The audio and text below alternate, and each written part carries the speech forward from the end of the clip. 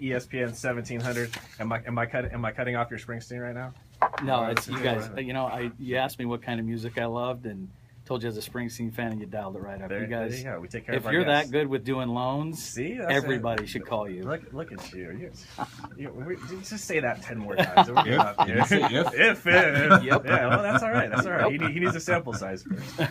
Right on. This segment, we're going to be talking about business building. As a coach, general manager of Carmel Valley, Keller Williams, Jim Reifus is here with us. And as a leader, it's a tall task, I think, to get just anybody to build a business. Mm-hmm. Where do you actually start? Where do you sit down and actually start with? Well, when we were here earlier, Oscar touched on it. I mean, you have to be coachable. So step one with the agent is you have to be willing to grow and be coachable. What does it mean to be coachable, I guess? You know what I mean? So some people think like, oh, I'm coachable, but it's hearing the hard things, it's digesting those things that's really the important part. Well, we talk about a couple of things at Keller Williams. One, our job in leadership is to teach people how to think. So I'm never going to tell an agent what to do. What I want to do is ask them great questions to get them to self-discover what it is they need to do to help grow their business.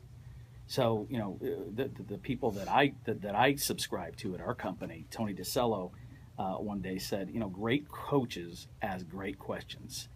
And I think that even goes further down to the real estate agent, right? Like great real estate agents ask great questions. They ask great questions of sellers. They ask great questions of buyers. And through the answers, they know how to get their buyers and sellers what they want.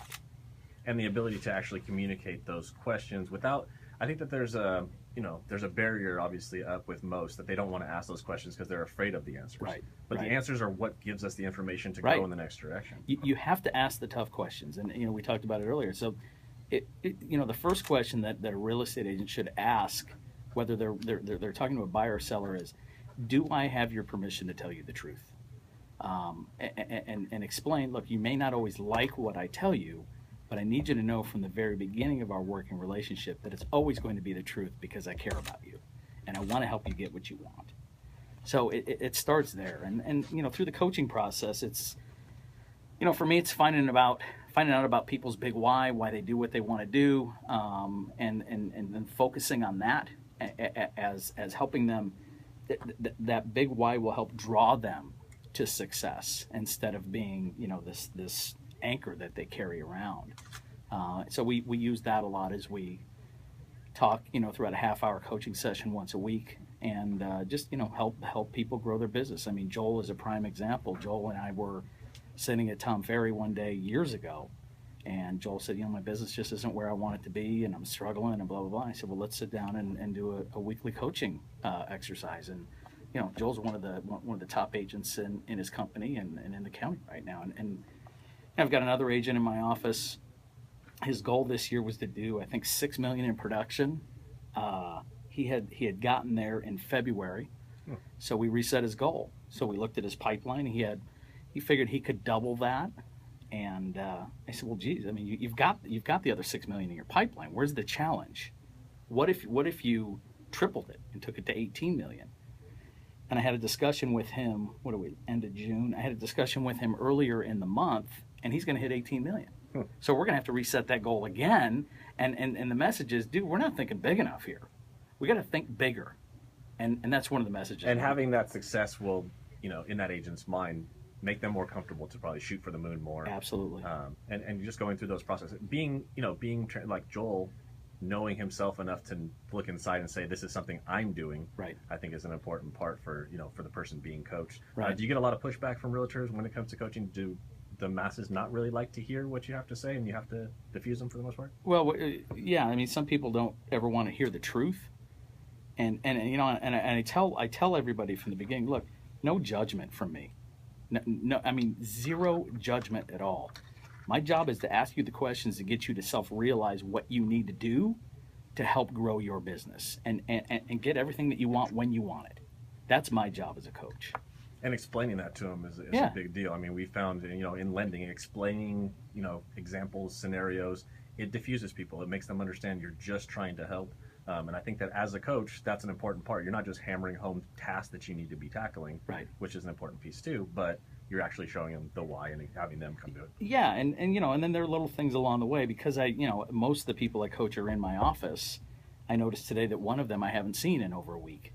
So I went over and I took a photo of his office that was empty, and I texted him. I said, where's Joe Blow? Yeah. And he texted me back and said, no excuses. I know I know I'm not there. I'll talk to you later today. So it's just, look, no judgment there. Just reminding him that he had set certain goals, made certain promises to family members, to me, and here's what you're doing right now. Are you doing what you need to do to get to your goals? And the person on the other end has to, that uncomfortable feeling that you have when someone calls you out on something, that's fine. Yeah. But how you react to it is strictly up to you. I mean, right. I think we all get that feeling. Like when Oscar calls me on something, yeah, I get that feeling. But then I go, okay, that's what I'm supposed to be doing. Mm-hmm. He's just reminding me of it. And you take the ego part of it out. You take the, right. You add back in your why. Well, and I would guess too that Oscar has made it safe. So that when there's no safe word, bro. There's no safe word. He comes in here with the sword. It's on. we got a sword reference already. Oh man. That's the first thing I said when I walked in here. Where's the sword? I came to see the sword. It's not here. I keep telling him I want to cut cheesecake with it. That was the plan. I said, we're cutting a piece of cheesecake with your sword after you win. That's awesome. But it's all those little things. I mean, what he put into that sword was not just what everybody sees. I mean, there's a lot of days, nights of things that we don't want to do that he does above and beyond what I'm doing. So it's just, Well, and we all have, what's our tolerance? What, we talked about it earlier. What, success, there are down payments to success. And Oscar has obviously made a lot of down payments on a daily basis. And some days they're bigger than others. On the days when he doesn't want to do the things that he knows he has to do, that's a bigger down payment. And he's willing to make that. And it paid off for him, and he's a champion. And it's a long process too. That's what I think people need to understand is he just didn't wake up one day and say, I'm going to be this, and he was that the next day. Right. He realized it was going to take a very long time. Right. He put in the plan in place to say, okay, here's my 6 month, here's my 12 month. A couple years from now, this is where I want to be. Mm-hmm. And magically it happens. It's, and it's the same thing in business, right? I mean, look, if you're going to be a successful real estate agent, it's not like walking into a room and turning on a light, right? It's a process. If you're going to be a champion, at bodybuilding, then that's a process. You just don't do that for a month and show up and win a contest. Right. And it's not just about physically what you do. Our biggest issues as human beings, whether it be business, sports, our biggest obstacle sits on top of our shoulders for the most part. Roger that. I'm just happy I have a little head. There's a lot. I mean, you can stop yourself 1,000 times a day. We can eat bad stuff 1,000 times a day. You can find excuses as a realtor why not to do the 10 tasks you're supposed to do that day. That's easy. Like, I get all that. Like, that's not hard to do. Well, and one of the courses that we have at Keller Williams is called BOLD, and there are 32 BOLD laws. One of them is you can have reasons or results, and you can't have both. I like that. So, think about that when you're having call reluctance, or you don't want to go to the gym in the morning, or whatever you don't want to do. And just understand, everybody has it. Yeah. The successful people, they have it too. They just say, I don't care, I'm going to do it anyway. Right. Great stuff. I want to get into some more here.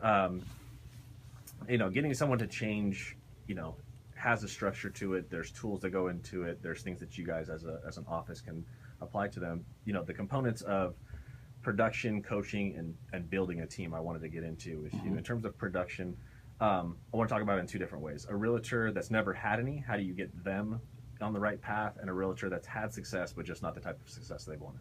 So we'll start with the realtor that's never had any that comes to you and says, how do I start? Okay, so